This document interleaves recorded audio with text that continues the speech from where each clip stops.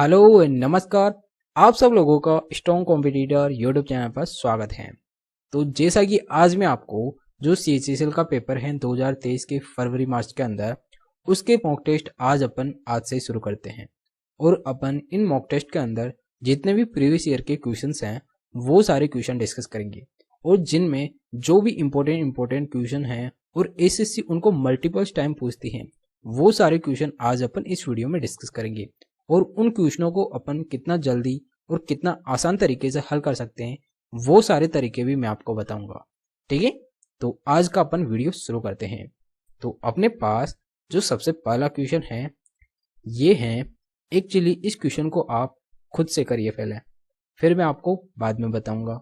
ठीक है, तो आप इस वीडियो को पॉज करके खुद से करिए। ठीक है, तो मैं आपको ये क्वेश्चन बताता हूँ। ठीक है, तो जो पहला क्वेश्चन है ये बोल रहा है कि 90 छात्रों की एक कक्षा में 60% लड़कियां हैं और शेष लड़के हैं। ठीक है, लड़कों का औसत अंक 63 है और लड़कियों का औसत अंक 70 है। ठीक है, तो पूरी कक्षा का औसत अंक क्या है? तो बेसिकली अपने पास क्वेश्चन में ये बोल रहा है कि अपने पास 60% लड़कियां हैं और 40% लड़के हैं, जिनमें लड़कों का औसत अंक यहाँ पर 63 दे रखा है और लड़कियों का 70 दे रखा है, और अपने से पूरी कक्षा का औसत पूछ रहा है। ठीक है, तो इस इक्वेशन को अपन कैसे करेंगे? अपन मान लेते हैं यहाँ पर बोल रहा है कि जो 90 छात्र हैं जिनमें से 60% लड़कियां हैं। ठीक है, जो 60% हैं ये क्या है? गर्ल्स हैं। तो 90 का 60% क्या हो जाएगा? ये हो जाएगा 9×54, तो मतलब 54 तो कितनी हो जाएगी? लड़कियां हो जाएगी। और अपने पास बचा कितना? 40%, जो कि क्या है? ये है बॉयज। ठीक है, और ये कितने हैं? ये हो जाएगा 9×36, तो बॉयज हो गए अपने पास 36 और लड़कियां हो गए अपने पास 54। ठीक है, और आगे बोल रहा है कि जो लड़के हैं इनका औसत अंक है अपने पास 63। ठीक है, तो अपने पास बॉयज कितने हैं? 36। ठीक है, तो और इनका जो औसत है ये कितना है? ये है 63। तो अपन इनका क्या करेंगे? टोटल निकाल लेंगे। तो टोटल कैसे? इनको मल्टीप्लाई किया, 36 18 का 8 हासिल का 1 3 3 दिया 9 9 और 1 10 इंटू और 6×36 का 6 हासिल का 3 36 18 3 21। ठीक है, तो ये हो जाएगा 8 6 2 2 2268। मतलब अपने पास जो बॉयज हैं ये तो कितने हो गए? इनका औसत अंक टोटल हो गया अपने पास 2268, और जो गर्ल्स हैं ये क्या दे रखा है? ये है 54, और इनका जो एवरेज है ये अपने पास 70 दे रखा है। ठीक है, तो अपने पास 7 चौक 28 का 8 हासिल का 2 7 पंजे 35 और 2 37। ठीक है, तो अपने पास जो लड़कियां हैं इनका जो टोटल एवरेज आ गया अपने पास ये हो गया 3780। ठीक है, और ये बोल रहा है पूरी कक्षा का औसत अंक क्या हो जाएगा? तो अपन क्या करेंगे? इन दोनों को जोड़ लेंगे। जो गर्ल्स और बॉयज का जो औसत अंक आया इन दोनों को जोड़कर, इन दोनों को जोड़ा तो ये कितना हो जाएगा? 8, मतलब ये हो जाएगा 2268, और इन दोनों को जोड़ा ये हो जाएगा 8 14 का 4 हासिल का 1 8 2 10 का 0 हासिल का 1, ये हो जाएगा 6048। ठीक है, तो अपने पास जो बॉयज और गर्ल्स का जो टोटल एवरेज आया ये आया कितना? 6048, और अपने पास जो टोटल छात्र कितने हैं? ये है 90। ठीक है, तो अपन 90 का भाग दे देंगे जिससे अपने पास जो पूरी कक्षा है इनका एवरेज आ जाएगा। ठीक है, तो 9×6 = 54, बचा कितना? 6 बच गया, 9×7 = 63, बचा कितना? 1 9 दूनी 18। ठीक है, और जो 0 है मतलब 10 है इसका भाग दे देते हैं, तो अपने पास जो टोटल छात्र हैं इनका जो एवरेज है ये क्या आ गया अपने पास? ये आ गया 67। ठीक है, जो कि अपने पास ऑप्शन नंबर डी में दे रखा है। तो ये जो क्वेश्चन है ये एक्चुअली काफ़ी आसान है, और ऐसे क्वेश्चन एसएससी मल्टीपल टाइम पूछती है। सीजीएल के अंदर भी ऐसे क्वेश्चन कई शिफ्ट के अंदर पूछे गए, और सीएचएसएल के अंदर भी इस प्रकार के क्वेश्चन पूछे जाएंगे। ठीक है, तो इस प्रकार के क्वेश्चन काफ़ी इंपॉर्टेंट और काफ़ी मोस्ट हो जाते हैं। ठीक है, क्योंकि एसएससी इस प्रकार के क्वेश्चन मल्टीपल टाइम पूछती है। ठीक है, तो इस प्रकार का क्वेश्चन काफ़ी इंपॉर्टेंट हो जाता है। तो अपन ये क्वेश्चन है इस क्वेश्चन को इस तरीके से हल करेंगे जो कि काफ़ी आसान है। ठीक है, तो नेक्स्ट चलते हैं। तो अपने पास जो नेक्स्ट क्वेश्चन है सबसे पहले आप इस क्वेश्चन को खुद से हल करिए। ठीक है, तो इस क्वेश्चन को अपन इस वीडियो को 2 मिनट के लिए पॉज करके खुद से हल करिए, और फिर इस वीडियो को चला के आप इसका आंसर देख सकते हैं। ठीक है, पहले खुद से हल करने की कोशिश करिए। तो मैं आपको इस क्वेश्चन को बताता हूँ कि ये बोल रहा है कि 8,192 रुपये की राशि पर 1/4 वर्षों के लिए 15% प्रति वर्ष की दर से चक्रवृद्धि ब्याज क्या है। तो मतलब अपने पास चक्रवृद्धि ब्याज पूछ रहा है 15% प्रति वर्ष की दर से, यदि ब्याज 5 मासिक चक्रवृद्धि हो। ठीक है, तो यहाँ पर अपने पास टाइम दे रखा है और यहाँ पर अपने पास प्रिंसिपल दे रखा है, दर दे रखी है, और यहाँ पर जो चक्रवृद्धि ब्याज की जो दर है ये क्या होनी चाहिए, 5 मासिक होनी चाहिए। मतलब अपने पास टाइम कितना है, ये इसका मतलब क्या हो जाए, 1 से 1/4 का मतलब हो गया अपने पास ये महीने के अंदर 15 महीने हो जाएंगे, और अपने पास जो दर है वो 5 मासिक होनी चाहिए, मतलब 5 महीने की अपने पास ये मान लेगा कि 1 साल हो गया। ठीक है, तो अपने पास जो इसकी जो दर है, दर तो अपने पास क्या हो जाएगी 15%। अब अपने इनको चेंज करेंगे किसके अंदर, इसको तो अपन 5 मासिक किस्तों के अंदर 5 मासिक अवधि के अंदर चेंज करेंगे। कितने को, 15 महीनों को। ठीक है, तो 15 महीनों को 5 मासिक अवधि के अंदर चेंज करेंगे तो ये कितना हो जाएगा, टाइम तो हो जाएगा अपने पास 5 का भाग 15 में देंगे तो अपने पास अवधि तो कितनी हो जाएगी, 3 हो जाएगी। और जो दर है इस दर को अपन किस में चेंज करेंगे, 5 मासिक चक्रवृद्धि ब्याज की दर से चेंज करेंगे इसको। ठीक है, तो 5 महीने की दर क्या हो जाएगी, ये 15%, ये क्या है, ये 12 महीने की दर है। ठीक है, ये जो 15% है ये कितनी, 12 महीने की, और अपने को 5 महीने की दर निकालनी है। ठीक है, तो इसके लिए अपन क्या करते हैं, इन दोनों को काट लेते हैं, ये 5 और ये 4, और अपने पास कितना आया, 25/4, इसका मतलब 6 से 1/4। ठीक है, ये तो क्या आ गई अपने पास, नई दर आ गई। इस दर से अपन इतनी अवधि के लिए इसका चक्रवृद्धि ब्याज निकालेंगे। ठीक है, तो एसएससी आपको इस प्रकार के क्वेश्चन पूछती है, थोड़ा घुमा के, सीधा सीधा आपको क्वेश्चन नहीं पूछेगी, और मोस्टली सीएचएसएल के अंदर तो डेफिनेटली इस प्रकार के क्वेश्चन पूछे जाते हैं। ठीक है, तो आप इस प्रकार के क्वेश्चन की अगर प्रैक्टिस करेंगे ज़्यादा से ज़्यादा तो आपकी स्पीड काफ़ी इंप्रूव होगी और आप ऐसे क्वेश्चन को एग्जाम के अंदर आसानी से कर रहे होंगे। ठीक है, तो अपने पास अवधि आ गई 3 और अपने पास दर भी आ गई कितनी, 6 से 1/4%।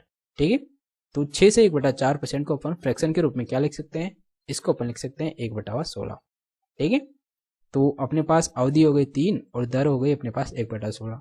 तो अपन क्या करते हैं, यहाँ पर जो फ्रैक्शन है 16, तो मतलब 16 से ये क्या हो रहा है 17, और अपने पास अवधि क्या है 3 वर्ष, तो अपन क्या करते हैं, इसका भी क्यूब कर देते हैं और इसका भी क्यूब कर देते हैं। ठीक है, तो 16 का जो क्यूब होता है ये क्या हो जाएगा, ये हो जाएगा अपने पास 16 का क्यूब हो जाएगा अपने पास 40 छिन्म। ठीक है, एक चीज आपको कम से कम 20 तक क्यूब तो याद होना ही जरूरी है। ठीक है, तो आप 20 तक क्यूब याद रखिएगा, और जो 17 का क्यूब है ये हो जाएगा अपने पास 49 13। ठीक है, तो 16 का क्यूब तो हो गया अपने पास 40 छिन्म और 17 का क्यूब हो गया अपने पास 49 13। ये क्या हो गया इनका क्यूब, क्यूब क्यों, क्या, क्योंकि यहाँ पर जो टाइम की अवधि है ये कितनी है, 3 वर्ष है। अगर यहाँ पर 2 वर्ष होता है तो अपन इनका स्क्वायर करते हैं। ठीक है, अब जो अपने पास ये 4000 छिन्म है ये क्या है, ये इसकी वैल्यू है। तो 4000 छिन्म की वैल्यू कितनी है, 8192। ठीक है, तो 8192 जो 92 है ये किसकी वैल्यू है, ये 4000 छिन्म की वैल्यू है, और अपने पास चक्रवृद्धि ब्याज पूछ रहा है तो इनका जो अंतर है ये अपने पास चक्रवृद्धि ब्याज हो जाएगा। तो अपन इनका अंतर निकाल लेते हैं, 13 में से 6 गया तो 7, और यहाँ पर कितना 10 में से 9 गया तो 1, तो 8, तो यहाँ पर बचा कितना 817। तो ये क्या है, ये अपने पास ब्याज आ गया, तो इसकी वैल्यू क्या हो जाएगी अपने पास 817 की। अपने पास 4000 छिन्म की वैल्यू तो ये दे रखा है, तो 817 की वैल्यू हो जाएगी अपने पास, ये एक बार कट रहा है और ये 2 बार कट रहा है। ठीक है, क्योंकि 4000 छिन्म का दुगना क्या हो रहा है 8192, तो 2 को अपन 817 से मल्टीप्लाई करेंगे तो ये हो जाएगा अपने पास 1634। ठीक है, तो अपने पास इस क्वेश्चन का जो चक्रवृद्धि ब्याज है ये हो जाएगा अपने पास 1634। ठीक है, तो जो कि अपने पास ऑप्शन नंबर सी में दे रखा है, ये ऑप्शन थोड़े उल्टे नीचे हो गए, कोई बात नहीं। तो इसका जो आंसर है अपने पास 1634 आया। ठीक है, तो इस प्रकार के क्वेश्चन को अपन पहले तो इनकी जो अवधि है वो निकाल लेते हैं, क्योंकि आपको एग्जाम में थोड़ा घुमा के देगा इस प्रकार का क्वेश्चन। चक्रवृद्धि ब्याज का कोई क्वेश्चन देगा तो उसको थोड़ा हार्ड करने के लिए इस प्रकार थोड़ा घुमा देता है। सीधी सीधी फ्रैक्शन वैल्यू न देकर आपको थोड़ी ऊट पटांग मतलब परसेंटेज देखिए उसका अपने पास चक्रवृद्धि ब्याज निकालता है। तो इसके लिए घबराने की कोई ज़रूरत नहीं है आपको। आपको उस जो आपको दर देगा उसको अपन क्या करेंगे, उसको इस प्रकार चेंज कर लेते हैं आसान तरीके से। इससे अपने पास टाइम और दर निकल के आ जाती है, और इस टाइम और इस दर से अपन क्या करते हैं, ये रेशो मेथड से इसको हल कर लेते हैं। रेशो मेथड से अगर अपन हल करते हैं तो ये क्वेश्चन काफ़ी आसानी से हल हो जाता है। ठीक है, तो आपको भी एग्जाम में इसी तरह करना है। आपको रेशियो मेथड से भी हल कर सकते हैं, आप ट्री मेथड से भी हल कर सकते हैं। ठीक है, आपको जो तरीका अच्छा लगे या जिस तरीके में आप ज़्यादा एक्सपर्ट हैं उस तरीके से इस क्वेश्चन को करिए। ठीक है, तो एक्चुअली जो आसान तरीका होता है ये अपने पास रेशियो मेथड होता है, इसीलिए मैं आपको रेशियो मेथड बताया। ठीक है, तो ये था क्वेश्चन नंबर 2 जो कि काफ़ी आसान है, और ऐसे ही क्वेश्चन आपको एसएससी के अंदर मल्टीपल टाइम पूछे जाते हैं, और स्पेशली सीएचएसएल के पेपर के अंदर। ठीक है, तो आप इस प्रकार के क्वेश्चन की प्रैक्टिस अच्छे से कर लीजिएगा, ताकि आप जब भी एग्जाम में बैठेंगे और आपके पास इस प्रकार का कोई क्वेश्चन आएगा तो आप उस क्वेश्चन को बिना डरे आसानी से कर रहे होंगे एग्जाम के अंदर। ठीक है, तो इस प्रकार की क्वेश्चन की आप पहले से अगर प्रैक्टिस करते हैं तो आपके लिए काफ़ी फायदेमंद होगा। ठीक है, और मैं आपके लिए वही सारे क्वेश्चन लाऊंगा, वही सारे क्वेश्चन जिनको अपन आसानी से कर रहे होंगे, और आप जब भी एग्जाम में उस प्रकार का कोई क्वेश्चन देखेंगे तो आप उस क्वेश्चन को आसानी से करके टिक मार के आगे बढ़ जाएंगे। ठीक है, तो नेक्स्ट चलते हैं। तो जो नेक्स्ट क्वेश्चन है, इस क्वेश्चन को सबसे पहले आप खुद से करने की कोशिश करिए। ठीक है, तो 2 मिनट के लिए आप इस वीडियो को पॉज करके खुद से करिए। ठीक है, तो ये था क्वेश्चन नंबर 3, और इसको मैं आपको बताता हूँ कि ये बोल रहा है कि साधारण ब्याज पर उधार दी गई एक राशि 1 वर्ष में 6,076 रुपये तथा 4 वर्ष में 7,504 रुपये हो जाती है। ठीक है, यह राशि तथा ब्याज की दर क्रमशः क्या होगी। तो अपने पास राशि मतलब प्रिंसिपल और दर पूछ रहा है इस क्वेश्चन के अंदर। ठीक है, तो इस क्वेश्चन के अंदर अपन क्या करते हैं, यहाँ पर दे रखा है 1 वर्ष का ब्याज और 4 वर्ष का, और 1 वर्ष का अमाउंट और 4 वर्ष का अमाउंट यहाँ पर दे रखा है। ठीक है, तो अपने पास जो ये 1 वर्ष का और 4 वर्ष का है ना, तो अपने पास इनका डिफरेंस क्या हो जाएगा, ये 3 वर्ष का क्या हो जाएगा, ब्याज हो जाएगा। तो जो 3 वर्ष का ब्याज है वो क्या हो जाएगा, इन दोनों अमाउंट का डिफरेंस, वो कितना है, ये है 14 में से 6 गया तो 8, और 10 में से 7 गया तो 9 में 7 गया तो 2, और यहाँ पर कितना बचा 4, तो यहाँ पर हो जाएगा 4, और 7 में से 6 गया तो कितना बचा, 1 बचा। ठीक है, तो ये हो गया 1। तो ये क्या आ गया, अपने पास 3 साल का ब्याज आ गया। अब अपन 1 साल का ब्याज निकालेंगे, अपन इसके अंदर 3 का भाग दे देंगे। ठीक है, तो 3 का भाग दिया तो ये 3 चौक 12 बचा कितना 2, 3 7 21 बचा कितना 1, 3 6 18। तो 1 साल का जो ब्याज है वो आ गया अपने पास 476। ठीक है, और यहाँ पर जो 1 साल का अमाउंट है, इस 1 साल के अमाउंट में से 1 साल का ब्याज अपन घटा देंगे तो अपने पास प्रिंसिपल निकल के आ जाएगा। ठीक है, तो 6,076 के अंदर से अपन 476 घटा देंगे तो ये कितना बचेगा 0 0, और ये बचेगा 5600। ठीक है, तो ये क्या आया अपने पास, ये आ गया प्रिंसिपल। और अपने पास प्रिंसिपल तो आ गया, ब्याज की दर भी पूछ रहा है, तो अपने पास 1 साल का ब्याज कितना है, ये है 476, और प्रिंसिपल कितना है अपने पास 5600 इंटू 100। दर निकालने के लिए अपन 100 से मल्टीप्लाई कर दिया, 2 जीरो से 2 जीरो। अपन 7 को काटा, 7 8 56, 7 6 42, बचा कितना 5, 7 8 56। ठीक है, और 8 का भाग 68 में दिया, 8 8 64, बचा कितना 4, बचा कितना 4 है ना, तो 4/8, इसको अपन क्या करते हैं 1/2 कर देते हैं। तो अपने पास 8.5, 1/2 मतलब 0.5 हो गया, तो 8.5 क्या आ गई अपने पास दर आ गई। ठीक है, तो जो कि अपने पास ऑप्शन नंबर बी में दे रखा है। तो यहाँ पर अपने पास प्रिंसिपल कितना आया, ये आया 5600, और दर कितनी आई 8.5। ठीक है, और यही अपने पास इस क्वेश्चन के अंदर पूछ रहा था कि यहाँ पर जो राशि और ब्याज की दर है ये क्या होगा। तो अपने पास जो राशि आई 5600 और ब्याज की दर आई अपने पास 8.5। ठीक है, तो आपके पास इस प्रकार के क्वेश्चन एग्जाम में आने के काफ़ी ज़्यादा चांस है, और एसएससी के अंदर इस प्रकार के क्वेश्चन ही मल्टीपल टाइम पूछे जाते हैं, और इस प्रकार के ज़्यादातर क्वेश्चन सीएचएसएल के अंदर आते हैं। ठीक है, तो इस प्रकार के क्वेश्चन सीएचएसएल के लिए काफ़ी इंपॉर्टेंट हो जाते हैं। ठीक है, तो ये काफ़ी आसान और काफ़ी इंपॉर्टेंट क्वेश्चन होते हैं। ठीक है, तो नेक्स्ट चलते हैं। नेक्स्ट जो क्वेश्चन है ये क्वेश्चन आप सबसे पहले खुद से करिए, ठीक है। इस वीडियो को पॉज करके सबसे पहले खुद से हल करने की कोशिश करिए, ठीक है। तो मैं आपको इस क्वेश्चन को बताता हूँ। ये क्वेश्चन नंबर 4 है। ये बोल रहा है कि एक विक्रेता ने 40 दर्जन फल 2400 रुपये में खरीदे। इनमें से 30 फल सड़े हुए थे, ठीक है, जो फेंक दिए गए। ओके। 25% का लाभ कमाने के लिए उसे शेष फलों को प्रति दर्जन किस दर से बेचना चाहिए, ये अपने से पूछ रहा है, ठीक है। तो अपने पास विक्रेता ने कितने दर्जन खरीदे, ये 40 दर्जन खरीदे, ठीक है। तो 40 और एक दर्जन के अंदर कितने फल होते हैं, 12। तो अपने पास जो टोटल फल हैं वो कितने हो जाएंगे, ये हो जाएंगे 480, ठीक है। ये क्या हो गया अपने पास टोटल फ्रूट्स। और ये हम यहाँ बोल रहा है कि 30 फल सड़े हुए थे, तो अपन इसके अंदर से 30 माइनस कर देते हैं, तो अपने पास बचेंगे 450। तो अपने पास रह गए 450 फल बच गए, ठीक है। अब ये क्वेश्चन बोल रहा है कि 25% का लाभ कमाने के लिए उसे प्रति दर्जन किस दर से बेचना चाहिए। पहले 2400 में खरीदा, अब इसको 25% का लाभ कमाना है, ठीक है। 2400 पर अगर 25% का लाभ कमाएगा तो इसको कितने में बेचेगा, 5/4 की दर से बेच देगा ये ना। तो 4 से घटा 6, 6×5 30, मतलब ये बेचेगा कितने में, 3000 रुपये में। किस दर से, 450 जो फल हैं इसको 3000 रुपये में बेचेगा, ठीक है। तो ये क्या है, 3000 और 450, और प्रति दर्जन निकालने के लिए अपन 12 से मल्टीप्लाई कर देंगे, ठीक है। तो 1 0 से 1 0, और 15 दूना 30, यहाँ बचा 20, और 15 थी 45, 3 एकम 3, 3 चौक 12, तो अपने पास 20 चौक क्या आ गया, 80, ठीक है। तो 80 रुपये प्रति डजन, 80 रुपये प्रति 80 रुपये प्रति दर्जन क्या करेगा ये बेच देगा, ठीक है। यहाँ पे क्या बोल रहा है, शेष फलों को प्रति दर्जन की दर से बेचेगा, तो शेष फलों को यो 80 रुपये प्रति दर्जन की दर से बेच देगा, जो कि अपने पास ऑप्शन नंबर डी में दे रखा है, ठीक है। तो ये था क्वेश्चन नंबर 4। और इस क्वेश्चन को अपन बेसिकली इस तरीके से करते हैं। सबसे पहले अपन टोटल फल निकाल लेते हैं, टोटल फल में से जो सड़ा हुआ फल है उनको घटा देते हैं, और फिर अपने पास जो फल बचते हैं, और अपने पास क्वेश्चन के अंदर बोल रहा है 25% लाभ कमाने के लिए कितने रुपए में बेचेगा, तो 3000 रुपये में बेचेगा। कितने फल, 450। तो अपन क्या करें, 450 का भाग देके प्रति दर्जन के लिए 12 से मल्टीप्लाई कर दिया, तो अपने पास 80 रुपये प्रति दर्जन इस क्वेश्चन का आंसर आ गया, ठीक है।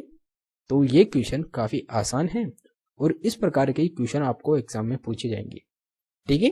तो आप अगर ऐसे क्वेश्चनों की पहले से प्रैक्टिस करके रखते हैं, तो आपका जो एग्जाम में जब भी इस प्रकार का क्वेश्चन देखेंगे तो उस क्वेश्चन को आप तुरंत करके आगे बढ़ जाएंगे, ठीक है।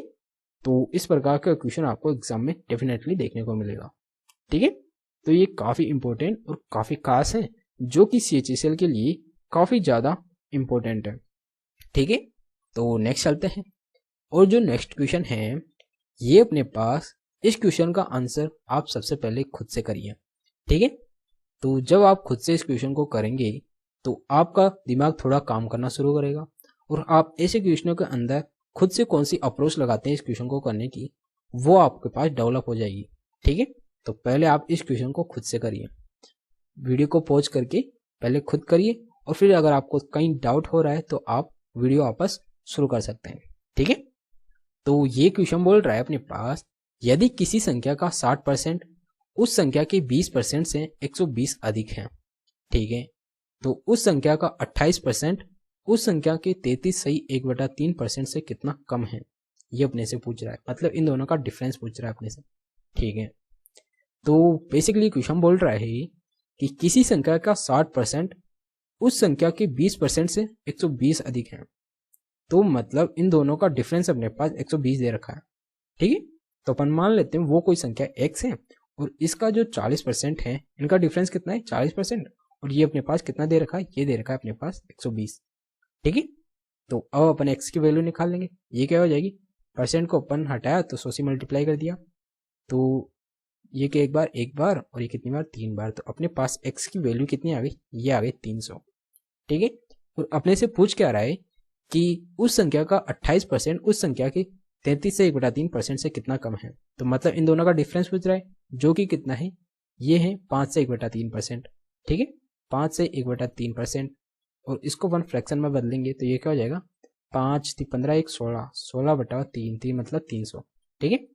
तो अपन क्या करेंगे, जो x है इसका 16/300 निकाल लेंगे, तो 300 से 300 गया तो अपने पास क्या बचा, यहाँ पर बचा ओनली 16।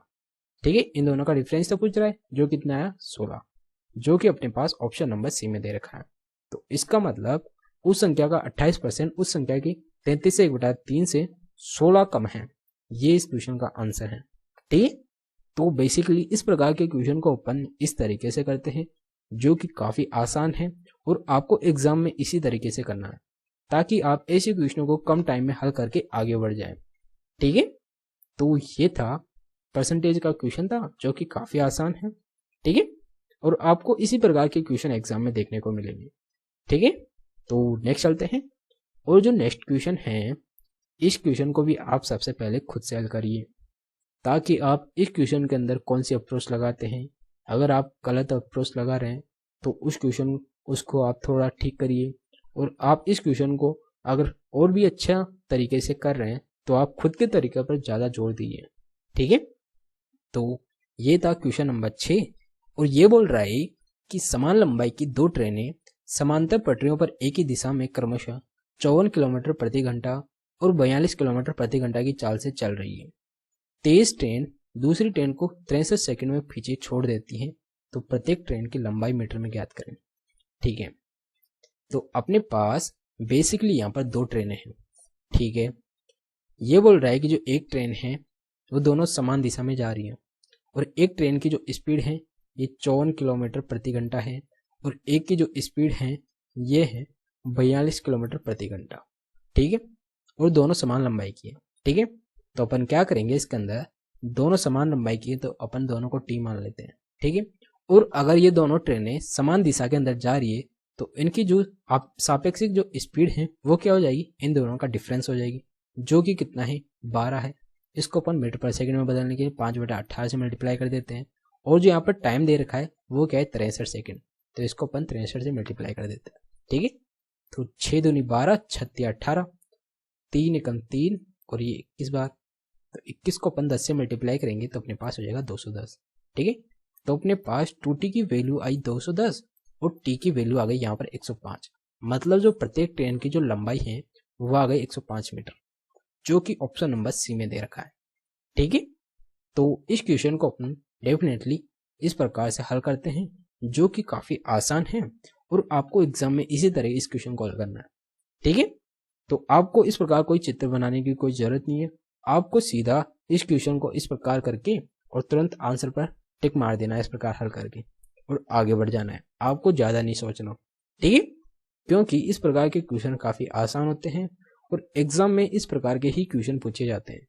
ठीक है, और इससे रिलेटेड जितने भी इंपॉर्टेंट क्वेश्चन बनेंगे वो मैं आपको सारे क्वेश्चन करवाऊंगा। ठीक है, तो नेक्स्ट चलते हैं, और जो नेक्स्ट क्वेश्चन है ये है अपने पास क्वेश्चन नंबर 7। ठीक है, इस क्वेश्चन को भी आप सबसे पहले खुद से हल करने की कोशिश करें, ताकि आप इस क्वेश्चन के अंदर खुद से अप्रोच लगाएं और आपका जो क्वेश्चन करने का तरीका है वो खुद से डेवलप हो। ठीक है, और आप उस तरीके पर जितना ज़्यादा प्रैक्टिस करेंगे आपका वो तरीका आपके माइंड के अंदर लंबे टाइम तक बना रहेगा। ठीक है, तो आप इस वीडियो को पॉज कर खुद से इस क्वेश्चन को करने की कोशिश करें। तो मैं आपको ये क्वेश्चन बताता हूँ कि पाइप ए और पाइप बी एक टैंक को 36 घंटे और 48 घंटे में भर सकते हैं। ठीक है, दोनों पाइपों को एक साथ 9 घंटे के लिए खोला जाता है, तो फिर एक को बंद कर दिया जाता है। ठीक है, पाइप बी अकेले टैंक को शेष भाग मतलब अकेले टैंक के शेष भाग को कितने टाइम में भरेगा, ये अपने से पूछ रहा है। ठीक है, तो बेसिकली ये क्वेश्चन बोल रहा है कि पाइप ए और पाइप बी एक तो 36 घंटे में भर रहा है और एक 50 घंटे में भर रहा है। ठीक है, और वो दोनों पाइप को अगर एक साथ खोला जाता है तो 9 घंटे के लिए खोला जाता है। ठीक है, और फिर एक को बंद कर दिया जाता है।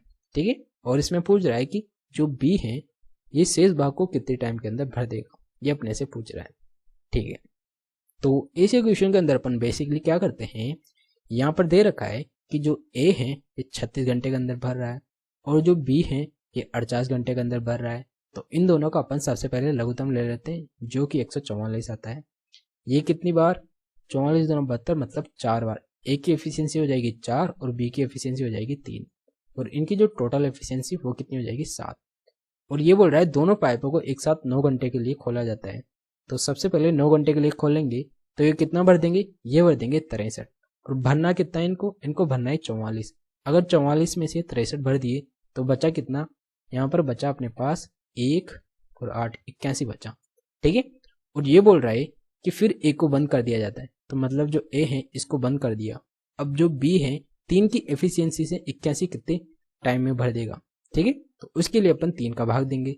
जब अपन 3 का भाग 81 में देंगे तो ये कितना हो जाएगा, ये हो जाएगा 27 घंटे लगेंगे इसको। ठीक है, 3 की एफिशिएंसी से 81 भरने में इसको 27 घंटे लगेंगे। और पूछ भी अपने से ये रहा है कि जो बी है अकेले शेष टैंक को कितने टाइम में भर देगा। ठीक है, तो जो कि अपने पास 27 घंटे आए और ये दे रखा है अपने पास ऑप्शन नंबर सी में। ठीक है, तो इस क्वेश्चन का जो राइट आंसर है वो हो जाएगा ऑप्शन नंबर सी। और आपको एग्जाम में इसी तरह इस क्वेश्चन को हल करना है। ठीक है, क्योंकि इस प्रकार के क्वेश्चन सारे क्वेश्चन इसी मेथड से हल होते हैं और ये मेथड इस क्वेश्चन को करने का काफी सरल और काफी आसान तरीका है, जिससे आप क्वेश्चन को काफी जल्दी करके क्वेश्चन को टिक मार के एग्जाम में आगे बढ़ जाएंगे। ठीक है, तो ऐसे क्वेश्चन को करने के लिए आपको थोड़ी प्रैक्टिस की जरूरत पड़ेगी, क्योंकि जितनी ज़्यादा आप प्रैक्टिस करेंगे आपके माइंड के अंदर वो तरीका लंबे टाइम तक सर्वाइव कर पाएगा। ठीक है, तो इसीलिए आप ऐसे क्वेश्चनों को हल करते रहिए और मैं आपके लिए वो सारे क्वेश्चन रोजाना लाता रहूँगा जिससे आपकी प्रैक्टिस है वो कंटिन्यू बनी रहेगी। और जब भी आपके पास एग्जाम में इस प्रकार के कोई क्वेश्चन आएंगे तो आप उस क्वेश्चन को जल्दी से हल करके आगे बढ़ जाएंगे। ठीक है, और एसएससी के अंदर आप जितना जल्दी क्वेश्चन को हल कर पाते हैं आप और लोगों से उतना ही आगे बढ़ पाते हैं। ठीक है, तो नेक्स्ट चलते हैं और जो नेक्स्ट क्वेश्चन है ये है क्वेश्चन नंबर 8। और इस क्वेश्चन को आप सबसे पहले खुद से हल करिए वीडियो को पॉज कर। ठीक है, तो ये क्वेश्चन बोल रहा है कि ए निश्चित कार्य को 15 दिन में कर सकता है। ठीक है, बी ए से 25% अधिक कुशल है, दोनों ने मिलकर 4 दिनों तक कार्य किया। ठीक है, सी अकेले शेष कार्य को 8 दिनों में पूरा करता है। ठीक है, तो ए बी सी मिलकर उसी कार्य को कितने दिनों में पूरा करेंगे ये अपने से पूछ रहा है। ठीक है, तो बेसिकली ये क्वेश्चन बोल रहा है कि जो ए है ये कोई कार्य 15 दिन में कर सकता है। ठीक है, और आगे बोल रहा है जो बी है वो ए से 25% अधिक कुशल है। ये हो गया बी और ये हो गया ए और ये हो गया बी। जो ए है ये क्या है, बी से 25% कम है, मतलब जो बी है ये ए से 25% अधिक कुशल है। तो इनका अपन क्या करा, रेशियो निकाल लिया। ठीक है, इसका 4 और इसका 5। ठीक है, तो अपन इसको रेशियो रूप में लिख लिया। और आगे बोल रहा है कि जो ए है ये दोनों ने मिलकर 4 दिन तक कार्य किया। दोनों मिलकर कितना कार्य कर रहे हैं, 9 कार्य कर रहे हैं। ठीक है, दोनों मिलकर 9 कार्य कर रहे हैं और ये कितने दिन तक, 4 दिन तक। तो इन दोनों ने मिलकर कितना कार्य कर लिया, ये कर लिया 36 कार्य। ठीक है, और जबकि जो ए है ये 15 दिन तक कार्य कर सकता है। ए की एफिशिएंसी कितनी है, 4। तो अपने पास जो टोटल वर्क है वो कितना हो जाएगा, 4 × 15 किया तो ये हो जाएगा अपने पास 60। तो ये क्या है अपने पास टोटल वर्क तो हो गया अपने पास 60। और जो ए और बी है इन्होंने मिलकर 36 कार्य कर दिया और बचा कितना कार्य, 60 में से अगर अपन 36 घटाएंगे तो ये क्या हो जाएगा, ये बच जाएगा अपने पास 24 बच जाएगा। ठीक है, अब जो ये 24 कार्य है ये कौन कर रहा है, सी कर रहा है। सी अकेले शेष कार्य को 8 दिन में कर रहा है। जो ये सी है ये 8 दिन के अंदर कर रहा है, तो इसकी जो एफिशिएंसी वो कितनी आ जाएगी, ये आ जाएगी 3। और ये बोल रहा है एबीसी का रेशियो क्या हो जाएगा, तो मतलब ए का तो ये हो गया, बी का ये हो गया और जो सी का है ये कितना है, ए बी सी, इसका है 4, इसका है 5 और इसका आ गया क्या, एफिशिएंसी आ गई इनकी 3। और ये बोल रहा है तीनों मिलकर उस कार्य को कितने दिन में पूरा करेंगे। जो तीनों की जो टोटल एफिशिएंसी है वो कितनी हो गई, ये हो गई 12। और टोटल कार्य कितने हैं अपने पास, ये है 60। और 60 कार्य को ये मिलकर कितने दिन में करेंगे, ये करेंगे 5 डेज के अंदर। ठीक है, तो इस क्वेश्चन का जो आंसर है ये हो गया अपने पास 5 दिन, जो कि ऑप्शन नंबर ए में दे रखा है। ठीक है, तो ये था इस क्वेश्चन को करने का आसान तरीका। बस आपको अगर इस प्रकार के जो क्वेश्चन करते हैं आप इनकी ज़्यादा से ज़्यादा प्रैक्टिस करेंगे तो आपकी कैलकुलेशन बढ़ जाएगी। ठीक है, और अगर आपकी कैलकुलेशन बढ़ जाएगी स्पीड तो आप इस प्रकार के क्वेश्चन को काफ़ी जल्दी और काफ़ी कम टाइम में हल करके आगे बढ़ जाएंगे। ठीक है, तो ये था क्वेश्चन नंबर 8। तो नेक्स्ट चलते हैं और जो नेक्स्ट क्वेश्चन है इस क्वेश्चन को भी आप सबसे पहले खुद से हल करने की कोशिश करिए। ठीक है, वीडियो को पॉज करिए और खुद से इस क्वेश्चन को हल करिए। तो ये क्वेश्चन बोल रहा है कि एक मिश्रण में दूध तथा पानी का जो अनुपात है ये अपने पास दे रखा है 4:3। ठीक है, यदि इसमें 4 लीटर पानी मिलाया जाए तो अनुपात 1:1 हो जाता है। ठीक है, शुरुआती मिश्रण में दूध की मात्रा कितनी ये अपने से पूछ रहा है। ठीक है, तो अपने पास इस क्वेश्चन में दे रखा है कि जो मिल्क और जो वाटर का रेशियो है ये कितना है, 4:3 दे रखा है। ठीक है, और ये बोल रहा है अगर इसके अंदर 4 लीटर पानी मिला दिया जाता है तो इनका जो रेशियो है ये 1:1 हो जाता है। ठीक है, तो इसमें मिला क्या रहा है, वाटर मिला रहा है, वो भी कितना, 4 लीटर। अगर यहाँ पर अगर इसको 1 बढ़ा देते हैं तो इनका जो रेशियो है ये क्या हो जाएगा, 1 हो जाएगा। और वो 1 है, इसकी वैल्यू कितनी है, 4 लीटर। ठीक है, जब 1 लीटर मतलब यहाँ पर 4 लीटर पानी मिला रहा है तभी तो इनका रेशियो बराबर हो रहा है। और यहाँ पर 1 की वैल्यू कितनी हो गई, यहाँ से 4 हो गई, और यहाँ से जो 4 है इसकी वैल्यू कितनी हो जाएगी, ये हो जाएगी 16। ठीक है, और ये अपने से पूछ रहा है कि शुरुआती मिश्रण में दूध की मात्रा कितनी है, तो ये हो जाएगी 16 लीटर। ठीक है, ये अपने से पूछ रहा है, जो कि हो गया अपने पास ऑप्शन नंबर ए में। ठीक है, तो इस क्वेश्चन को अपन बेसिकली इस प्रकार हल करते हैं, जो कि काफी आसान है। आपको भी एग्जाम में इसी तरह हल करना है, और आप इस तरीके से क्वेश्चन तब कर पाएंगे जब आप ऐसे क्वेश्चनों की प्रैक्टिस ज़्यादा से ज़्यादा करेंगे, जो आपका खुद से करने का जो तरीका है वो डेवलप हो जाएगा। और वो कब होगा, जब आप ऐसे क्वेश्चनों की प्रैक्टिस ज़्यादा से ज़्यादा करेंगे। ठीक है, तब आप इस प्रकार की क्वेश्चन को चुटकियों में हल कर रहे होंगे, और एग्जाम में भी आप इस प्रकार की क्वेश्चन को ऑलमोस्ट 5-7 सेकंड में हल करके तुरंत आगे बढ़ रहे होंगे। ठीक है, आप इस प्रकार के क्वेश्चन तभी हल कर पा रहे होंगे जब आप इनकी प्रैक्टिस कर होंगे। ठीक है, तो ये था क्वेश्चन नंबर 9। नेक्स्ट चलते हैं, और जो नेक्स्ट क्वेश्चन है ये है अपने पास क्वेश्चन नंबर 10। ठीक है, तो इस क्वेश्चन को भी आप सबसे पहले खुद से हल करिए, वीडियो को पॉज करिए और आराम से खुद से हल करिए। 1 मिनट के लिए इस वीडियो को पॉज कर खुद से हल करने की कोशिश करिए कि आप इस क्वेश्चन को कर पा रहे हैं या नहीं कर पा रहे हैं। अगर आप इस क्वेश्चन को कर पा रहे हैं तो आपकी जो तैयारी है वो अच्छी है। ठीक है, बस आपको थोड़ी कैलकुलेशन की स्पीड को बढ़ाना है, ताकि आप इस क्वेश्चन को एग्जाम में कितना जल्दी हल कर पा रहे हैं वो आपको पता लग जाएगा। ठीक है, तो ये क्वेश्चन बोल रहा है कि ए और बी की जो अनुपात है यहाँ दे रखा है, आई का अनुपात 2:3 तथा उनके वे का जो अनुपात है ये दे रखा है 1:2। यदि बी का 90% वे ए की आई के बराबर हैं तो ए और बी की बचत का अनुपात ज्ञात करें। ठीक है, तो बेसिकली ये क्वेश्चन बोल रहा है कि जो ए और बी हैं, ठीक है, इनकी जो आई का अनुपात है, इनकम का जो रेशियो है ये दे रखा है 2:3, और जो इनके एक्सपेंडिचर का जो रेशियो है ये दे रखा है 1:2। ठीक है, और आगे बोल रहा है यदि बी का 90%, मतलब जो ये बी है इसका वे का, जो बी का वे कितना है, 2 दे रखा है, तो इस 2 का 90% मतलब जो ये क्या है, एक्सपेंडिचर। ठीक है, तो ये तो क्या है, एक्सपेंडिचर, और इसका जो 90% है ये क्या है, ए क्या है, ए की आई, जो ए की आई कितनी है, 2, तो ए की जो इनकम है इसके बराबर है। ठीक है, तो अपन इसको इस प्रकार लिख लेते हैं, 10 से 10, इस 2 से ये 2, तो अपने पास यहाँ पर क्या जाता है, एक्सपेंडिचर और इनकम का रेशियो आ जाता है। तो ये कितना हो गया, ये हो गया अपने पास 10 और 9। ठीक है, एक्सपेंडिचर और इनकम का रेशियो है अपने पास 10 और 9, और जो ये 10 और 9 आया इसको अपन क्या करते हैं, यहाँ पर इनकम और एक्सपेंडिचर से क्या करते हैं, मल्टीप्लाई कर देते हैं। इनकम को तो अपन क्या करेंगे, 9 से मल्टीप्लाई कर देंगे, और जो एक्सपेंडिचर है इसको अपन 10 से मल्टीप्लाई कर देंगे, और जो अपने पास नया रेशियो आएगा ये क्या हो जाएगा, 9 दूनी 18 और 9 × 27। ठीक है, तो ये तो हो गया इनकम का नया रेशियो, और जो एक्सपेंडिचर है इसका नया रेशियो क्या हो जाएगा, 10, और ये हो जाएगा 20। तो अपन क्या करेंगे, इनकम में से अगर एक्सपेंडिचर घटा देंगे तो अपने पास क्या आ जाएगा, ये हो जाएगा अपने पास सेविंग का रेशियो। तो ये कितना है, 8, और ये कितना है, ये आया 7। तो अपने पास जो सेविंग का जो रेशियो है ए और बी का, ये क्या हो जाएगा, ये हो जाएगा 8:7।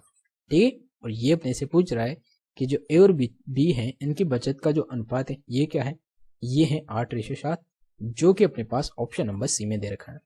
ठीक है, तो ये था क्वेश्चन नंबर 10, जो कि काफी आसान है और आपको एग्जाम में इसी तरह हल करना है। बस आपको इस क्वेश्चन को थोड़ा अपने तरीके से हल करना है। आपको एग्जाम में किस तरह इस क्वेश्चन को करना है वो अप्रोच आपको थोड़ी खुद से लगानी पड़ेगी, ताकि आप इस क्वेश्चन को कितना जल्दी हल कर पा रहे हैं वो आपका पता चल जाएगा। ठीक है, ये मैं आपको इतना बड़ा आपको थोड़ा समझाने के लिए बताया कि आप अगर इस प्रकार के स्टेप से इस क्वेश्चन को हल करते हैं तो आप इस क्वेश्चन को आसानी से हल कर लेंगे। ठीक है, बाकी आप इस क्वेश्चन को आप इतने से बॉक्स के अंदर हल कर सकते हैं। ठीक है, तो ये था क्वेश्चन नंबर 10। नेक्स्ट चलते हैं, और जो नेक्स्ट क्वेश्चन है अपने पास, इस क्वेश्चन को भी आप सबसे पहले इस वीडियो को पॉज कर खुद से हल करने की कोशिश करें। ठीक है, तो ये बोल रहा है कि जो पीटी केंद्र वाले वृत्त के बिंदु आर पर एक स्पर्श रेखा है। ठीक है, तो ये बोल रहा है कि एक वृत्त है। ठीक है, अपन ये वृत्त बना लिया जिसका केंद्र क्या है, ये ओ है, और ये बोल रहा है कि आर पर एक स्पर्श रेखा है। ठीक है, ये क्या है, ये हो गई टी और ये हो गई पी, और ये क्या है, एक बिंदु आर है, इस पर ये स्पर्श रेखा है। ठीक है, और आगे बोल रहा है एस क्यू व्यास है। तो अपन मान लेते हैं ये एस है और ये क्या है, क्यू है, ये व्यास है, और जिसे बढ़ाने पर यह स्पर्श रेखा पीटी से पी पर मिलता है। मतलब अगर अपन इस व्यास को अगर आगे बढ़ाएंगे तो ये पी पर मिल रहा है। ठीक है, और यदि ये क्या है, कोण एस पी टी बराबर 32 डिग्री, तो कोण एस पी और ये टी है, मतलब ये वाला कोण कितना दे रखा है, यहाँ पर 32 डिग्री दे रखा है। ठीक है, और अपने से पूछ क्या रहा है, कोण क्यू आर पी, मतलब कोण क्यू आर पी का मान क्या होगा, ये अपने से पूछ रहा है। कौन सा कोण, ये वाला कोण क्यू, ये क्यू आर पी, ये वाला कोण पूछ रहा है अपने से। तो ये वाला कोण कितना है, ये स्पर्श रेखा और ये क्या है, रेडियस। स्पर्श रेखा और रेडियस से बनने वाला कोण हमेशा क्या होता है, 90 डिग्री होता है। और अपने से कौन सा कोण पूछ रहा है, ये वाला कोण पूछ रहा है। ठीक है, क्यू आर पी, ये वाला कोण पूछ रहा है। ठीक है, तो इसको अपन कैसे करेंगे, यहाँ पर अपने पास दे रखा है ये अगर 32 डिग्री है और ये 90 डिग्री है, तो ये वाला कोण कितना हो जाएगा। ठीक है, अगर 90 में 32 गया तो कितना आएगा, ये हो जाएगा 8 और ये हो जाएगा 5, मतलब ये 58 डिग्री का हो जाएगा। ठीक है, जब ये वाली रेडियस, ठीक है, ये रेडियस है और ये रेडियस है, जब ये दोनों बराबर रेडियस हैं तो अपने पास जो यहाँ पर ये वाला कोण और ये वाला कोण भी क्या होगा, बराबर हो जाएगा। ठीक है, जब ये वाला कोण और ये वाला कोण बराबर हो जाएगा तो अपने पास क्या है, ये 58 प्लस इसको अपन मान लेते हैं थीटा प्लस थीटा बराबर ये हो जाएगा 180 डिग्री, क्योंकि त्रिभुज के तीनों कोणों का योग कितना होता है, 180 होता है। तो 2 थीटा बराबर अपन 180 में से 58 घटाया तो ये कितना बचेगा, 2, और 7 में से 5 गया 2 और 1, तो थीटा बराबर हो जाएगा अपने पास 61। तो जो ये कोण है ये कितना है, 61, और ये कितना है, 61। तो अपने पास ये कोण तो क्या आ गया, 61, तो ये कितना बचेगा अपने पास, 90 में से अगर 61 चला जाएगा तो अपने पास ये कितना आ जाएगा, ये आ जाएगा 90 में से अपने पास 61 गया तो ये बचा अपने पास 29 डिग्री। ठीक है, 29 ही तो बचा, जो कि अपने पास ऑप्शन नंबर डी में दे रखा है। ठीक है, तो ये था इस क्वेश्चन को करने का तरीका। अगर आपको ये क्वेश्चन इस प्रकार से करना है, बस आपको इस क्वेश्चन के अंदर इस डायग्राम को समझना है। सबसे पहले ये क्वेश्चन बोल रहा है कि अपने पास एक ओ केंद्र वाला एक वृत्त है जिसके अंदर एक टीपी क्या है, एक स्पर्श रेखा है जो कि वृत्त को आर बिंदु पर स्पर्श कर रही है। ठीक है, और इसका ये एस क्यू क्या है, एक व्यास है जिसको आगे बढ़ाने पर यह पी पर मिल रहा है।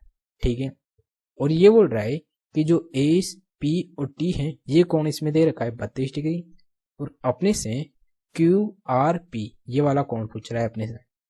ठीक है, तो अगर अपने पास ये कोण 32 है और ये कोण 90 हो जाएगा, क्यों, क्योंकि स्पर्श रेखा और रेडियस पर बनने वाला कोण हमेशा 90 डिग्री का होता है।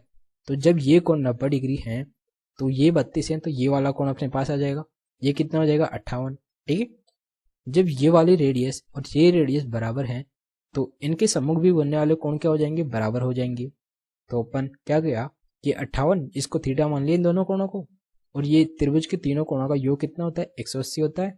तो अपने पास तो थीटा की वैल्यू कितनी आई, ये हो जाएगी अपने पास 122, थीटा की वैल्यू आ गई अपने पास 61। ठीक है, तो जो ये दोनों कोण हैं ये कितने हो जाएंगे, 61 डिग्री के हो जाएंगे। जब ये वाला कोण अपने पास 61 आ गया और ये पूरा कोण कितना है, 90 है, तो अपने पास ये कोण कितना बच जाएगा, तो 90 में से 61 गया तो ये अपने पास आ जाएगा 29। ठीक है, और ये अपने से पूछ रहा है कि क्यू आर पी कितना होगा, क्यू आर पी हो जाएगा अपने पास 90 डिग्री, जो कि अपने पास ऑप्शन नंबर डी में दे रखा है। ठीक है, तो ये था क्वेश्चन नंबर 11, जो कि काफी आसान है। बस आपको इस डायग्राम को समझना है और आपको ये पता होना चाहिए कि जो रेडियस और स्पर्शरेखा से मतलब स्पर्शरेखा और रेडियस से बनने वाला कोण हमेशा क्या होता है, 90 डिग्री का होता है। ठीक है, तो ये आपको पता होना चाहिए इस प्रकार के क्वेश्चन के अंदर। ठीक है, तो जो कि काफी आसान क्वेश्चन है और आपको एग्जाम में इसी तरह क्वेश्चन पूछा जाएगा। ठीक है, अगर आप ऐसे क्वेश्चनों की प्रैक्टिस पहले से कर रहे हैं तो आप एग्जाम में इस प्रकार के क्वेश्चन काफी जल्दी और आसानी से हल करके आगे बढ़ रहे होंगे। ठीक है, तो नेक्स्ट चलते हैं, और जो नेक्स्ट क्वेश्चन है ये है अपने पास क्वेश्चन नंबर 12। ठीक है, और इस क्वेश्चन को भी आप सबसे पहले खुद से हल करने की कोशिश करें। ठीक है, तो ये बोल रहा है कि एक लंबवर्तीय शंकु का आयतन उस गोले के आयतन के बराबर है जिसकी त्रिज्या शंकु के आधार की त्रिज्या से आधी है। ठीक है, शंकु के आधार की त्रिज्या उस शंकु की ऊंचाई में अनुपात क्या है, ये अपने से पूछ रहा है। ठीक है, तो अपने पास एक तो दे रखा है क्या, शंकु जिसका आयतन क्या होता है, 1/3 पाई आर स्क्वायर एच होता है, और एक दे रखा है यहाँ पर गोला जिसका आयतन का फॉर्मूला होता है 4/3 पाई कैपिटल आर का क्यूब और कैपिटल आर का क्यूब होता है। ठीक है, अपन जो गोला है इसकी त्रिज्या को कैपिटल आर मान लिया, और आगे बोल रहा है कि जो लंबवर्तीय शंकु और इस गोले का आयतन बराबर है जिसकी त्रिज्या शंकु के आयतन के आधार की त्रिज्या से आधी है। ठीक है, तो मतलब ये बोल रहा है कि जो इसकी गोले की त्रिज्या है इस शंकु की त्रिज्या की क्या है, आधी है। ठीक है, ये बोल रहा है। तो अपन कैपिटल आर की जगह आर बटा क्या कर देंगे, यहाँ पर 2 रख लेंगे। तो इसकी जगह अपन क्या रख लेते हैं, r/2 रख लेते हैं। तो ये कितना हो जाएगा, ये हो जाएगा r का क्यूब बटा 8। ठीक है, अब इसको अपन हल कर लेते हैं। इस r क्यूब से ये r स्क्वायर चल जाएगा, मतलब यहाँ पर एक r बच जाएगा। ठीक है, और इस 3 से ये 3, इस पाई से ये पाई, और यहाँ पर बचा कितना, h बच गया यहाँ पर, और यहाँ पर बचा कितना, r बच गया, और 4 एकम 4, 4 दूना 8। ठीक है, तो अपने पास h और जो r का रेशियो है ये क्या हो गया, ये हो गया अपने पास ये क्या है, यहाँ पर बचा कितना 2, और यहाँ पर बचा कितना 1, तो 1 को अपन इधर भेज देंगे, तो ये हो गया 1 और ये हो गया 2। तो अपने पास इनका जो रेशियो है यह है कितना, 1:2। ठीक है, जो कि अपने पास ऑप्शन नंबर बी में दे रखा है। ठीक है, तो ये था इस क्वेश्चन का right answer, option number B. और आपको भी एग्जाम में इसी तरह इस क्वेश्चन को करना है, दोनों फॉर्मूलों को आपको बराबर में रख लेना है, और इन दोनों का अपन क्या करते हैं, सबसे पहले यहाँ पर कैपिटल आर की वैल्यू r/2 रखकर इस फॉर्मूले के अंदर रख लेते हैं, और फिर इनको अपन काट देते हैं, जिससे अपने पास यहाँ पर बच जाता है h और यहाँ पर बच जाता है अपने पास स्मॉल r। तो इन दोनों का जो रेशियो है ये आ गया अपने पास 1:2। ठीक है, और ये अपने से पूछ रहा है कि शंकु के आधार की त्रिज्या, जो त्रिज्या तो क्या हो गई अपने पास, ये हो गई 2, मतलब 2:1 हो जाएगा। एक्चुअली जो क्वेश्चन है ये उल्टा पूछ लिया, क्या बोल रहा है ये त्रिज्या, तो त्रिज्या तो कितनी है 2, तो ये हो गया अपने पास ऑप्शन नंबर डी में, और शंकु की जो ऊंचाई है ये क्या है 1। ठीक है, तो अपने पास जो राइट आंसर है ये हो जाएगा ऑप्शन नंबर डी। तो अगर आपके पास इस प्रकार के 2 ऑप्शन हो तो क्वेश्चन को आप अच्छे से चेक करिए कि आखिरकार क्वेश्चन बोल क्या रहा है, इसके अंदर त्रिज्या पहले है या ऊंचाई पहले है। ठीक है, क्योंकि इस प्रकार का क्वेश्चन आप एग्जाम में डेफिनेटली गलत कर देते हैं अगर आप क्वेश्चन को सही ढंग से नहीं पढ़ते हैं, तो जैसा कि मैंने ही गलत कर दिया। ठीक है, तो आप इस प्रकार के क्वेश्चन का स्पेशली ध्यान रखें ताकि आप इस प्रकार के क्वेश्चन को गलत ना कर सकें, क्योंकि अगर आपका इस प्रकार का क्वेश्चन ही गलत हो जाता है तो आप काफी दुखी होते हैं, और आपको ऐसा नहीं करना। ठीक है, तो आपको इस अगर आपके पास 2 ऑप्शन उल्टे सीधे दे रखा हो तो आप उसके अंदर क्वेश्चन को ढंग से पढ़िए कि क्वेश्चन आखिर बोल क्या रहा है। ठीक है, तो ये था क्वेश्चन नंबर 12। नेक्स्ट चलते हैं, और जो नेक्स्ट क्वेश्चन है ये है अपने पास क्वेश्चन नंबर 13। ठीक है, तो इस क्वेश्चन को भी आप सबसे पहले इस वीडियो को पॉज करके खुद से हल करने की कोशिश करें। ठीक है, तो ये क्वेश्चन बोल रहा है कि भूमि पर स्थित किसी बिंदु से एक उड़ते हुए ड्रोन का उन्नयन कोण 60 डिग्री है। ठीक है, 5 सेकंड तक उड़ने के बाद उन्नयन कोण कम होकर 30 डिग्री हो जाता है। ठीक है, यदि ड्रोन की क्षैतिज रूप से 1000√3 मीटर की निश्चित ऊंचाई पर उड़ान भर रहा है तो ड्रोन द्वारा तय की गई दूरी ज्ञात करें। तो अपने पास इसकी दूरी पूछ रहा है। ठीक है, तो अपने पास सबसे पहले बोल रहा है कि एक ड्रोन है, ये अपन मान लेते हैं यहाँ पर कोई ड्रोन है। ठीक है, और ये 37 से 60 डिग्री पर है। ठीक है, यहाँ पर 60 डिग्री पर है, ये थीटा की जगह अपन क्या करते हैं 60 डिग्री। ठीक है, पहले यहाँ है और 5 सेकंड तक उड़ने के बाद उसका उन्नयन कोण 30 डिग्री हो जाता है। तो ये 5 सेकंड तक इधर उड़ेगा, तो इतना उड़ लिया मान लेते हैं अपन, यहाँ तक उड़ लिया ये। और जब यहाँ तक उड़ लिया ये, तो इसका जो उन्नयन कोण है ये कितना हो गया, ये हो गया अपने पास, पहले 60 था और ये हो गया अपने पास अब 30 डिग्री हो गया। ठीक है, और जो इसकी ऊंचाई है ये कितनी है, ये अपने पास दे रखी है इसकी ऊंचाई 1000√3।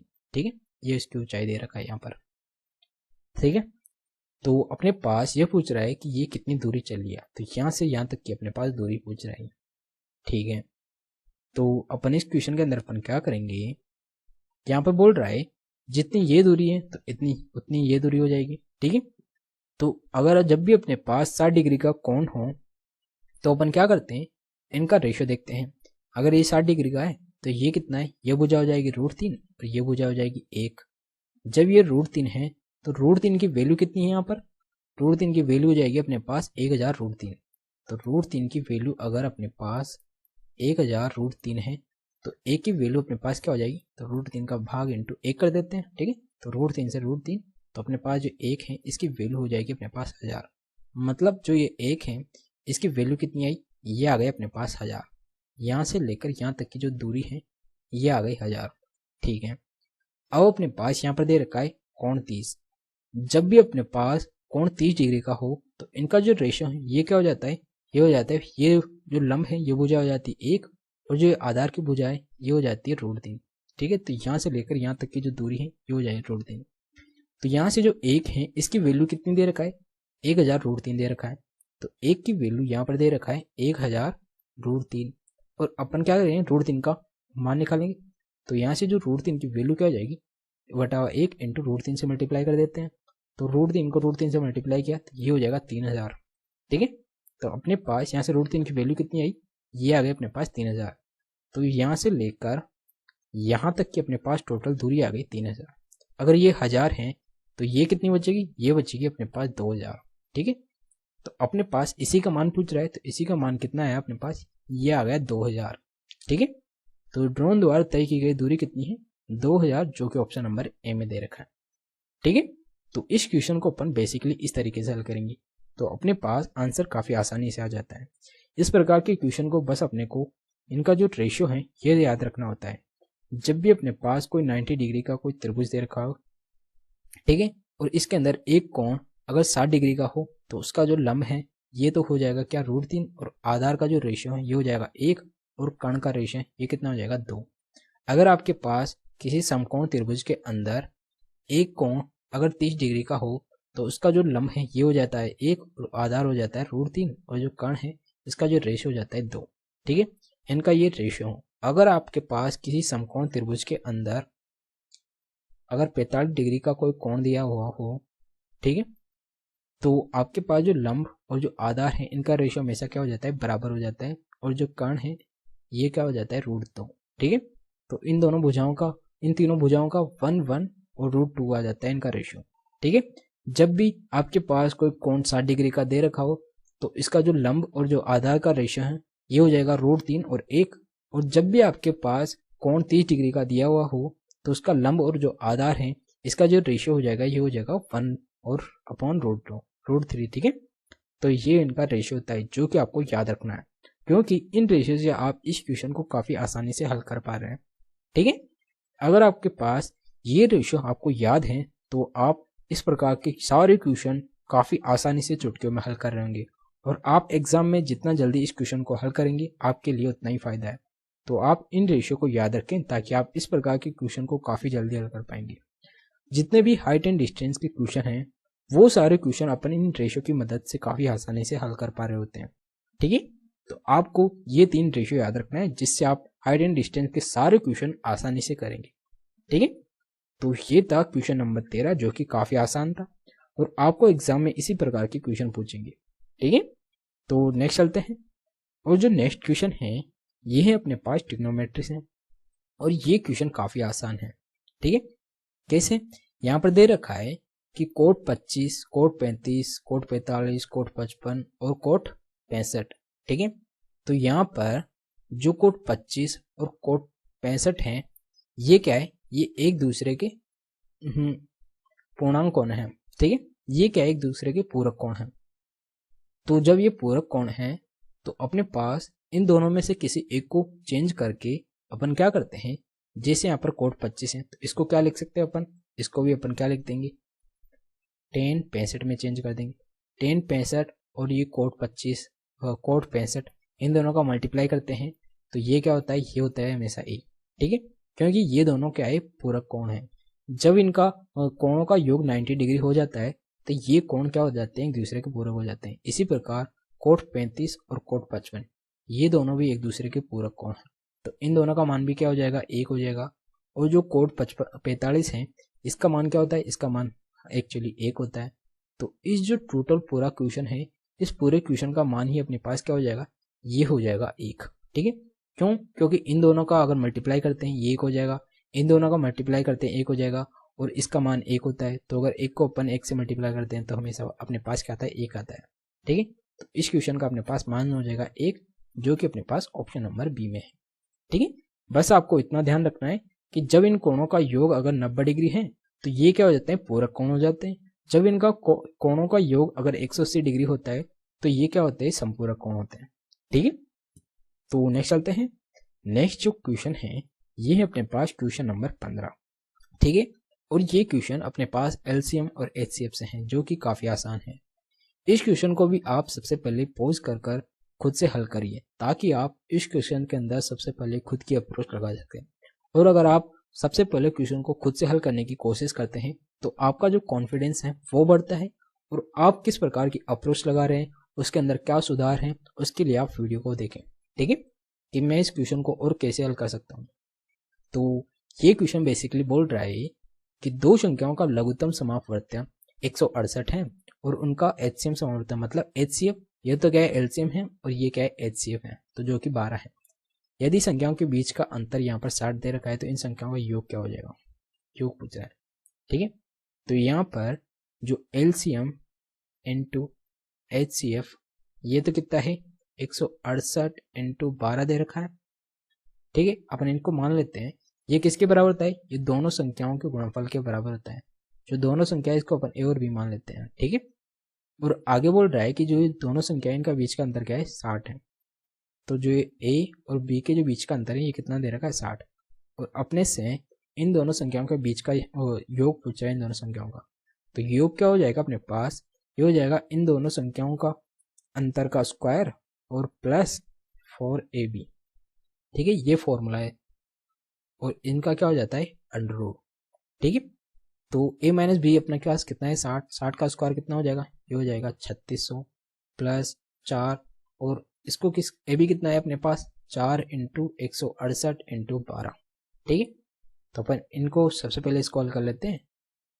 8 चौ 32 का 2 हासिल का 3, 6 चौ का 24 27 का 7 हासिल का 2, 4 तो 6 इंटू 12 किया, 12 दून 24 का 4 हासिल का 2, 12 7 84, 2 86 का 6 हासिल का 8, 5 72 8 80, तो ये हो जाएगा 80 प्लस 3600।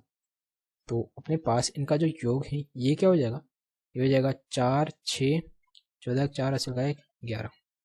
ठीक है, तो अपने पास a प्लस बी ये क्या होगा, ये होगा अंडर रूट 1100। ठीक है, 11,464। तो अपने पास ये आया और ये किसकी स्क्वायर के बराबर है। यहाँ पर 64 दे रखा है तो ये 8 का हो गया, ठीक है। और यहाँ पर ये क्या दे रखा है 114, यहाँ पर 114 दे रखा है, ये किसके स्क्वायर से ज्यादा, ये 10 का स्क्वायर कितना होता है 100 और 11 का स्क्वायर कितना होता है 121। तो हमेशा 10 के स्क्वायर से तो ज्यादा होना चाहिए और 11 के स्क्वायर से कम होना चाहिए। तो उसके अंदर अपन क्या लेते हैं, अपन 10 का स्क्वायर लेते हैं। तो अपन क्या करते हैं, ये हो जाएगा 10। तो अपने पास जो इक्वेशन है ये किसका स्क्वायर हो जाएगा, ये हो जाएगा 108 का स्क्वायर हो जाएगा, ये संख्या 11,404। तो इसका जो स्क्वायर रूट निकालने का अपने पास ये तरीका होता है।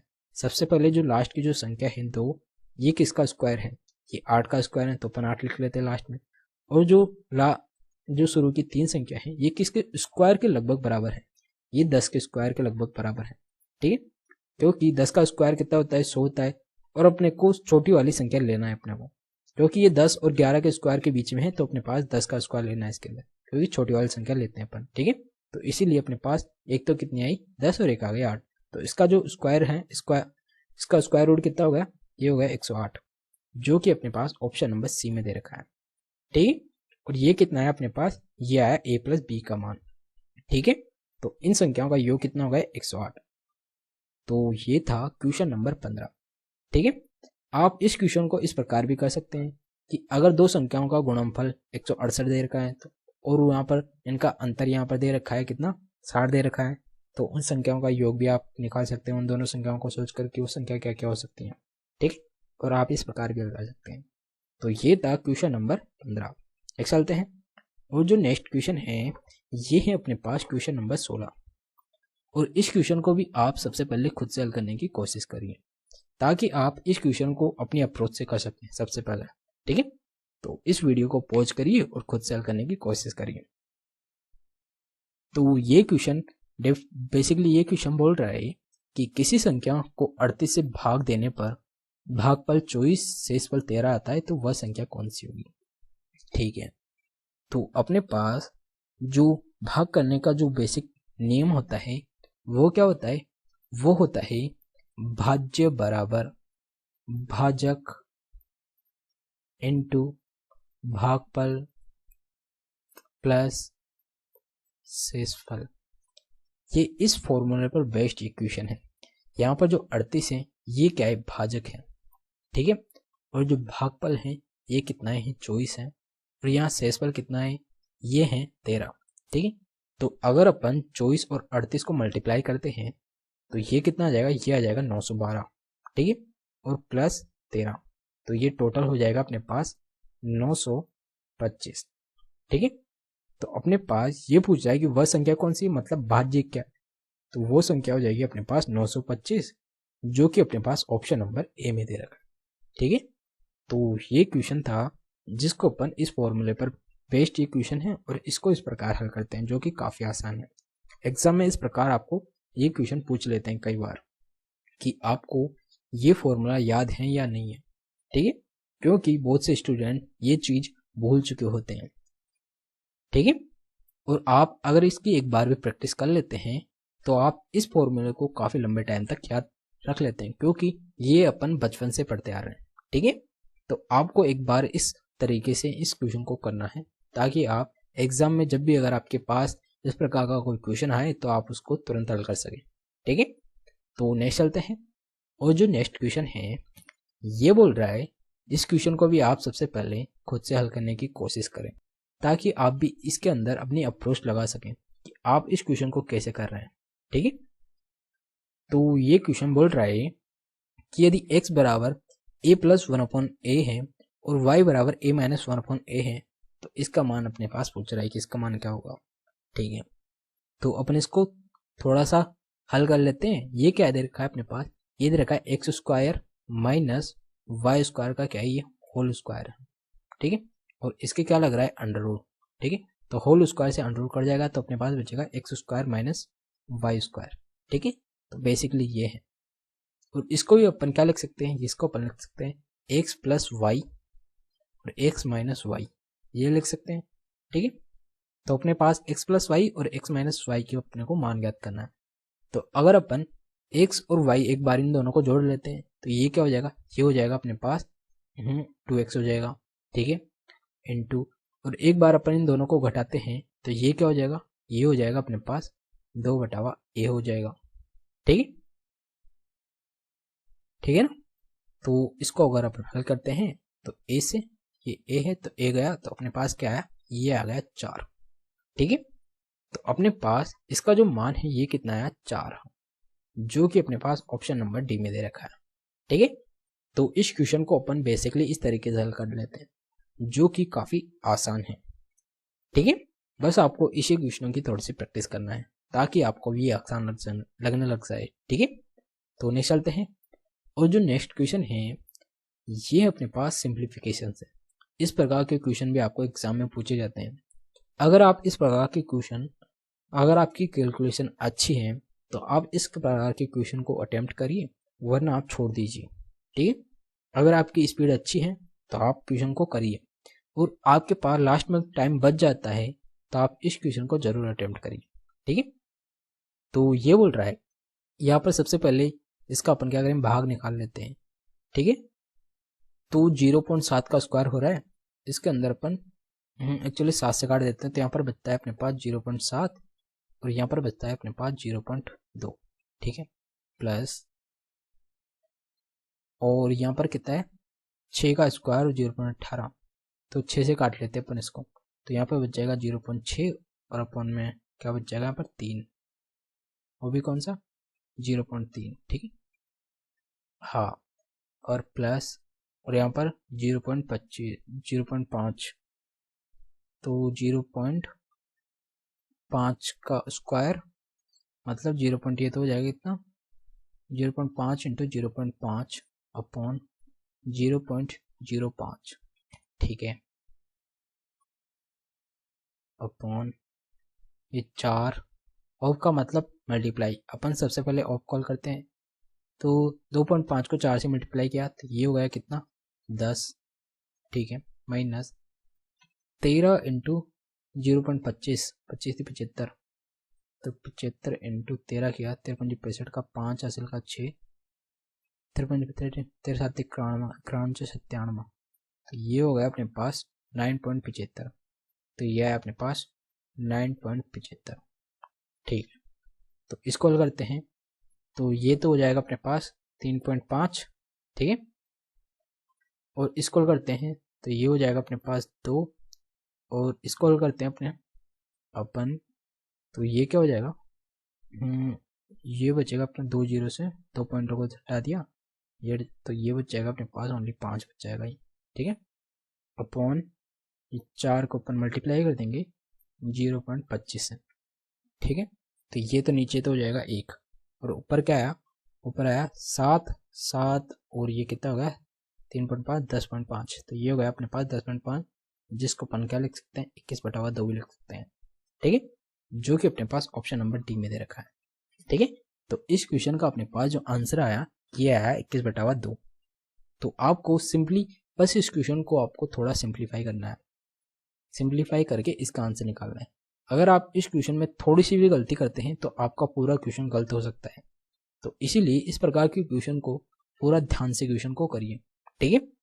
तो इसके लिए आपको इस प्रकार के क्वेश्चन की थोड़ी प्रैक्टिस करना पड़ेगा, ताकि आप इस प्रकार के क्वेश्चन में गलती ना कर सके एग्जाम में, और वो कब होगा जब आप पहले से इस प्रकार के क्वेश्चनों की पहले से प्रैक्टिस कर रहे होंगे, ठीक है। तो नेक्स्ट चलते हैं, और जो नेक्स्ट क्वेश्चन है इस क्वेश्चन का आंसर आपको कमेंट बॉक्स में देना है, ठीक है, जो कि काफी आसान है और मेंसुरेशन का क्वेश्चन है, ठीक है। तो आज के लिए इतना ही। अगर आपको ये वीडियो अच्छा लगा तो प्लीज़ वीडियो को लाइक करिएगा, और अगर आपको ये वीडियो और ज़्यादा अच्छा लग रहा है तो प्लीज़ चैनल को भी सब्सक्राइब कर दीजिएगा, क्योंकि मैं आपके लिए इसी तरह अच्छे मॉक टेस्ट लाता रहूँगा। अपन CHSL के जितने भी मॉक टेस्ट बनेंगे या जितने भी क्वेश्चन बनते हैं वो सारे क्वेश्चन मैं आपको एग्जाम तक लाता रहूँगा, ठीक है। तो आप इस वीडियो को एक बार लाइक कर दीजिएगा, और अगर आपने सब्सक्राइब नहीं किया तो आप प्लीज़ सब्सक्राइब भी कर दीजिएगा। तो मिलते हैं एक और नए वीडियो के साथ। So guys, thank you.